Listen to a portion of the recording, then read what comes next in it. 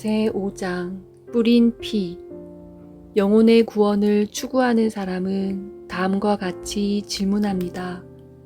우리가 성경에서 그렇게 자주 읽게 되는 바 피의 특별한 의미는 무엇입니까? 어떻게 피가 화평을 말합니까? 어떻게 피가 양심으로 죽은 행실에서 깨끗하게 합니까? 피는 지금까지 우리가 말해온 화평, 은혜, 그리고 의로움과 무슨 상관이 있습니까? 하나님께서는 자신이 피를 강조하신 이유에 대해서 우리에게 이미 말씀해 주셨습니다. 그러므로 하나님께서 말씀해 주신 것을 이해할 때 우리는 죄인이 화평을 누릴 수 있는 여러 가지 근거들을 이해하게 됩니다. 아벨 이후 구약의 모든 제사는 피의 의미를 알 수 있는 열쇠를 우리에게 제공해 주며 죄사함을 위해서는 왜 반드시 피 흘림이 있어야만 했는지 그 필요성을 설명해 줍니다. 피 없이는 아니하나니는 인류 역사 맨 처음부터 하나님께서 가르쳐 주신 중대한 진리였습니다. 그 문구는 과거 구약시대의 성막과 성전으로 들어가는 출입문에 새겨졌다고 말할 수도 있는 문구입니다. 2000여 년이 넘는 구약 족장 시대 동안 오직 한 가지 위대한 제사만이 있었습니다. 그것은 번제였습니다. 그리고 이 제사는 모세 시대의 제사 제도에서 여러 가지로 세분되었습니다. 그것은 화목제, 속건제, 속죄제 등으로 나뉘어졌던 것입니다. 하지만 본래 번제가 지니고 있던 본질은 그 모든 제사에서 그대로 보존되었습니다. 그것은 반드시 피 흘림이 있어야 한다는 것과 제물은 반드시 불로 태워져야 한다는 것이었습니다. 이 두 가지 요소는 그 모든 제사에 공통되는 것이었습니다. 대속의 상징으로서의 피와 대속제물에 대한 하나님의 진노의 상징으로서의 불은 이스라엘이 하나님께 드리는 제사의 모든 부분에서 나타났습니다. 그러나 이 두 가지가 특별하게 나타난 것은 매일 드리는 번제와 아침과 저녁마다 드리는 어린 양에서였습니다. 이 제사들은 옛 족장 시대의 번제를 참되게 지속시키고 그대로 보여주는 전형이었습니다. 세례 요한이 보라 세상 죄를 지고 가는 하나님의 어린 양이로다 라고 말했을 때 그가 염두에 두고 있었던 것은 바로 이것이었습니다. 이스라엘이 매일 번제로 드리는 어린 양은 구약에 등장하는 모든 제사의 핵심이요 골자였습니다. 그리고 그렇게 매일 번제로 드리는 어린 양을 인류 최초의 제사와 동일한 본질로 연결시키고 또 아벨의 피보다 더 낮게 말하는 뿌린 피와 동일한 본질로 연결시키는 것은 바로 어린 양의 피였습니다. 이 모든 제사에서 피 흘림은 죽음의 형벌이었습니다. 피는 생명이었습니다. 그러므로 피를 쏟는다는 것은 곧 생명을 쏟는 것이었습니다. 피 흘림이나 죽임을 당하는 것은 죗값을 지불하는 것이었습니다. 왜냐하면 태초로부터 선악을 알게 하는 나무의 실과는 먹지 말라. 내가 먹는 날에는 정녕 죽으리라 라고 경고되었기 때문입니다. 또한 성경은 범죄하는 그 영혼은 죽을지라 라고 했고 또 죄의 삭은 사망이요 라고 기록하고 있기 때문입니다.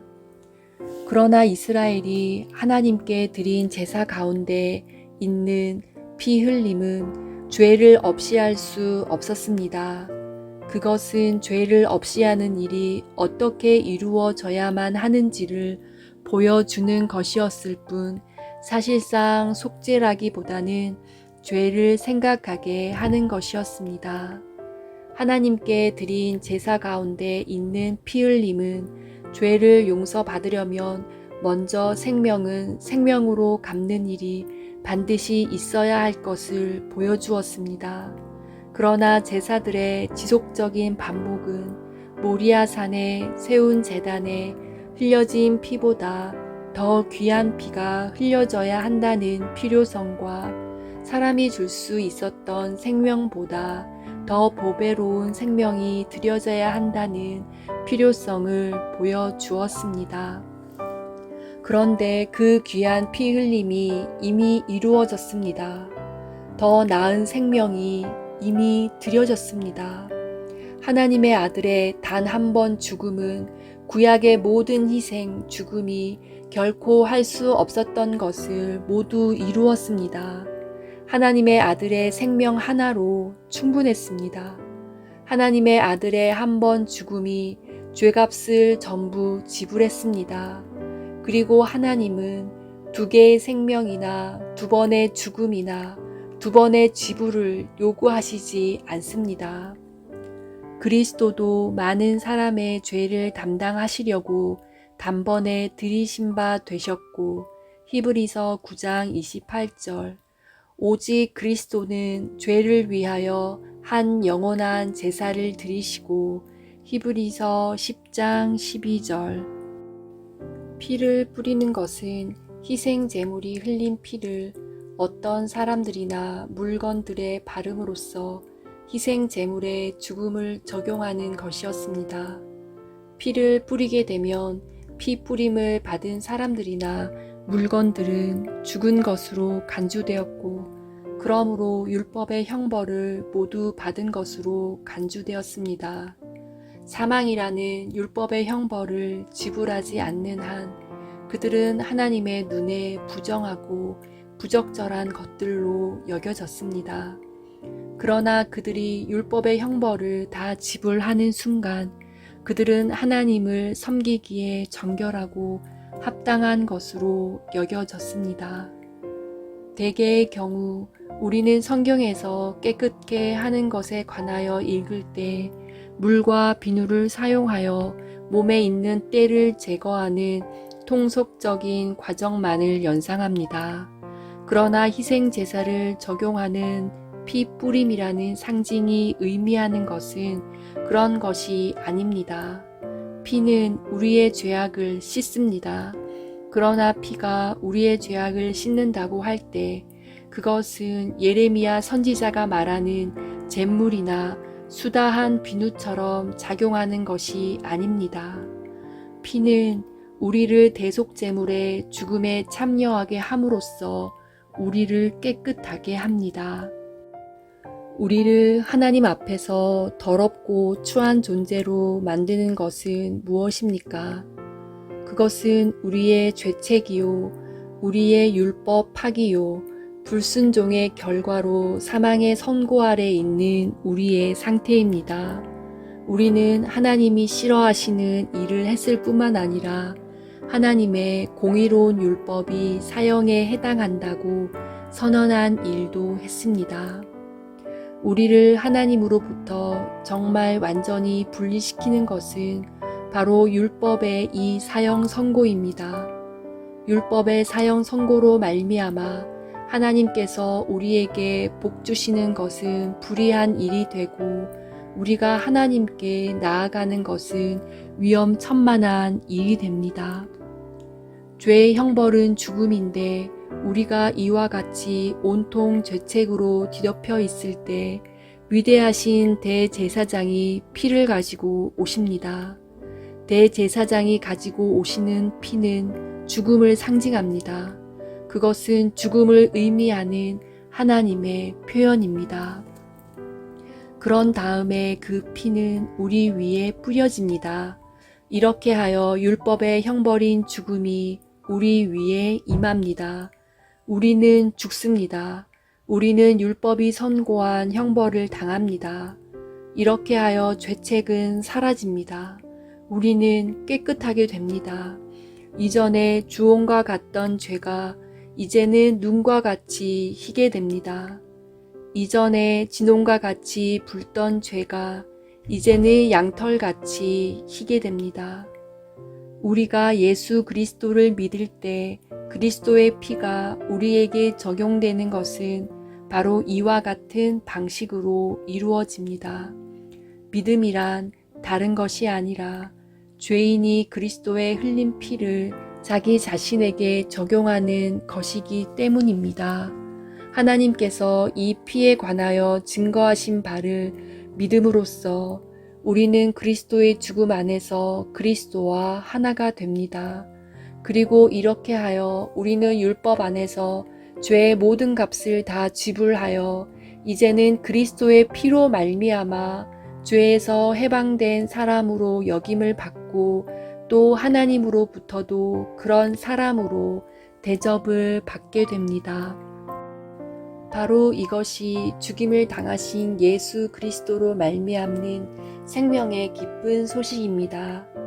이 생명의 기쁜 소식은 구원을 받기 위해서 우리가 무엇을 해야만 하는가가 아니라 우리의 구원을 위해서 그리스도께서 무엇을 행하셨는가를 우리에게 말해주는 기쁜 소식입니다. 오직 이것만이 죄인이 느끼고 있는 두려움을 가라앉힐 수 있습니다. 오직 이것만이 죄인의 양심을 깨끗하게 할 수 있습니다. 오직 이것만이 죄인으로 하여금 완전하게 용서받은 사람이라는 느낌을 갖도록 만들 수 있습니다.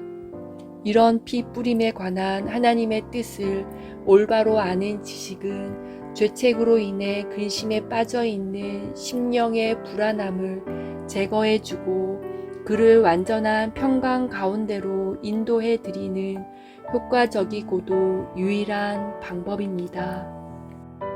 복음은 단순히 예수 그리스도 안에서 하나님의 마음을 계시해 주는 것이 아닙니다.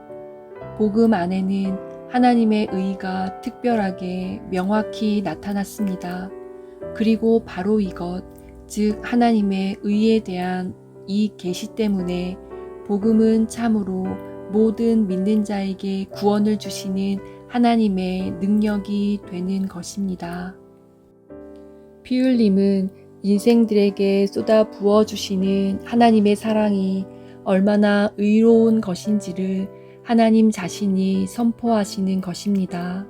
피 흘림은 율법과 사랑이 손을 맞잡는 것입니다. 피 흘림은 죄에 대한 저주와 죄인에 대한 무죄 방면이 손을 맞잡는 것입니다.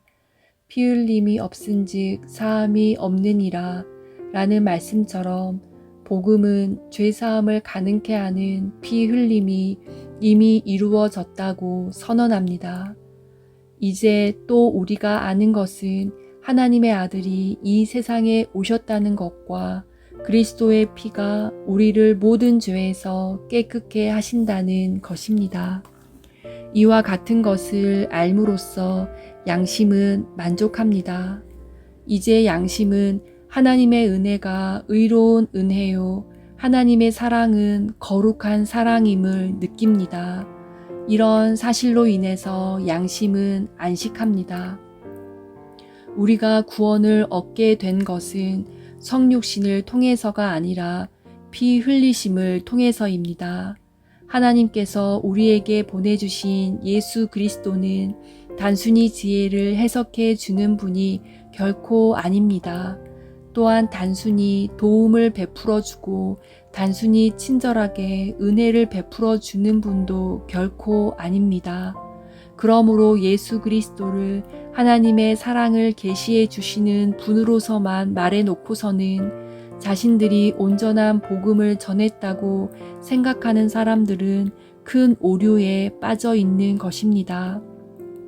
만일 그리스도께서 죄인의 대속주가 되시지 않으셨다면 그리스도는 죄인에게 아무런 의미도 없는 분이실 것입니다.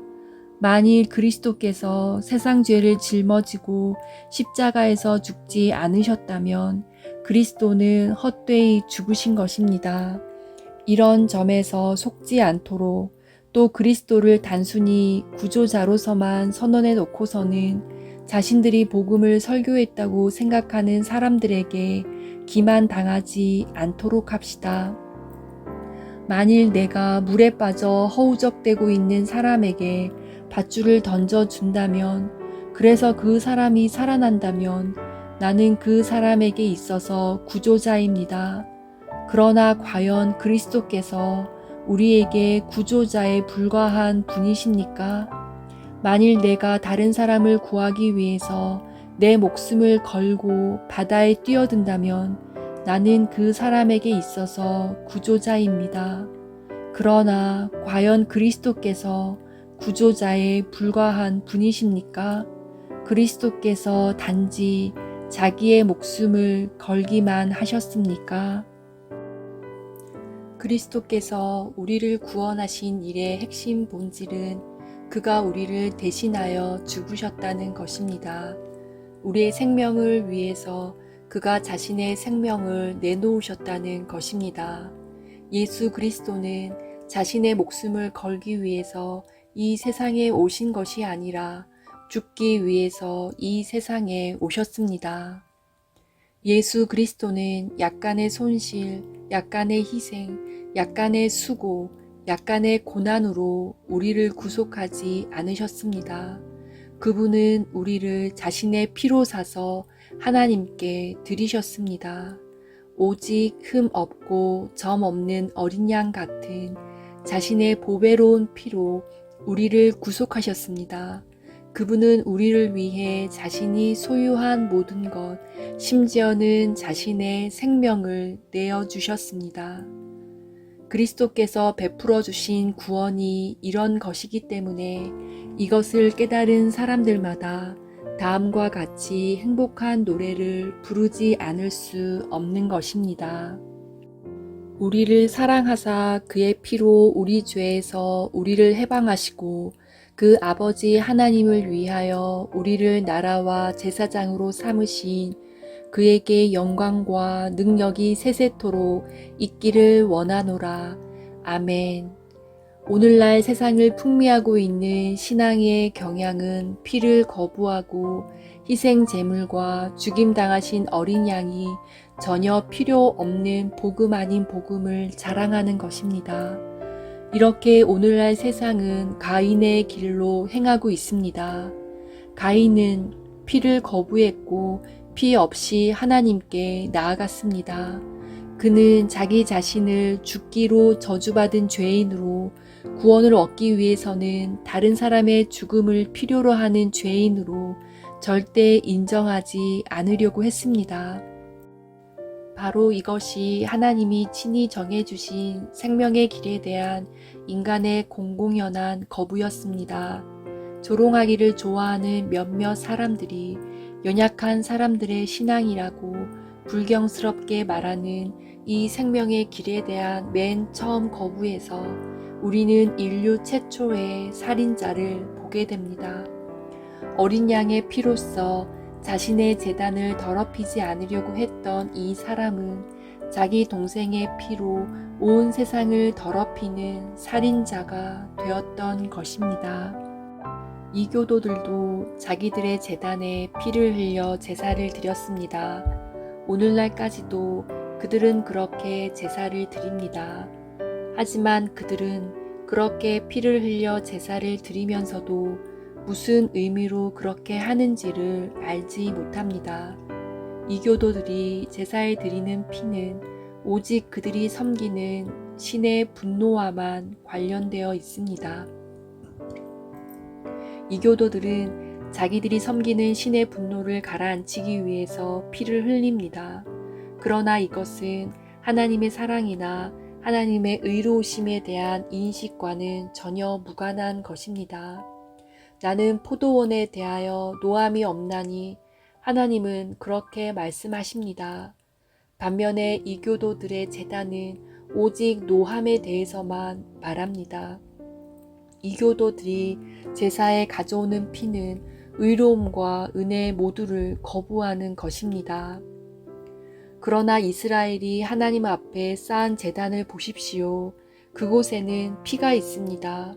그리고 그 피를 가지고 나오는 사람들은 그들이 나아가고 있는 대상인 하나님을 알고 있습니다. 그들은 자기 자신들의 죄책에 대한 시인과 죄를 용서해 주시는 하나님의 사랑에 대한 시인으로서 그 피를 가져옵니다. 그들은 이렇게 말합니다. 나는 죽어 마땅한 자입니다. 죽어 마땅한 자입니다. 그러나 이 피가 보여주는 죽음이 내 죽음을 대신하게 해 주옵소서. 죄책 때문에 다른 방법으로는 내게 임할 수 없는 사랑을 이제 나에게 쏟아 부어 주소서. 구원을 추구하는 심령이여, 한편으로는 피 없이 하나님께로 나아가는 가인의 잘못을 경계하십시오. 또 한편으로는 피의 의미를 오해하는 이교도들의 잘못을 경계하십시오. 하나님께서 자기 아들의 피를 보배로운 피라고 부르실 때 하나님의 마음이 어떤 것인지, 하나님의 뜻이 무엇인지 이해하십시오. 그 피에 관한 하나님의 증거를 믿으십시오.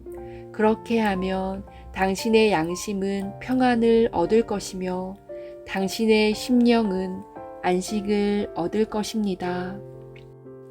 우리가 세례를 받는 것은 그리스도의 죽으심과 합하여 세례를 받는 것입니다. 그렇기 때문에 그 죽으심의 도구가 된 십자가가 우리의 자랑이 되는 것입니다. 우리에게 십자가는 죄인이 받아야 마땅한 형벌을 다 지불한 것이요, 죄로 말미암아 진 모든 채무를 소멸시켜 준 것이요, 우리를 대적하는 의문이나 속박을 다 찢어 버리신 것입니다. 그리고 십자가가 우리의 모든 죄값을 지불한 것이듯 그리스도의 부활은 그 모든 것에 대해 완전히 인정하시고 친필로 서명해 주신 하나님의 영수증입니다. 우리의 믿음이 죄값에 대한 지불을 완료하는 것이 아닙니다. 우리의 믿음은 하나님의 아들에 의해서 지불 완료된 것을 우리 편에서 단순히 인식하는 것뿐입니다. 이런 인식을 통하여 우리는 죽으셨다가 살아나신 그리스도와 하나가 되고 그 결과 우리는 죄값을 다 지불한 당사자로 인정을 받게 되고 죽은 것이 바로 우리 자신인 것처럼 대우를 받게 됩니다. 이렇게 하여 우리는 죄로부터 의롭다 함을 얻게 됩니다. 그리고 우리의 범죄함을 위하여 내어줌이 되셨을 뿐만 아니라 우리의 의롭다 하심을 위하여 다시 살아나신 예수 그리스도의 의로움에 참여하게 됩니다.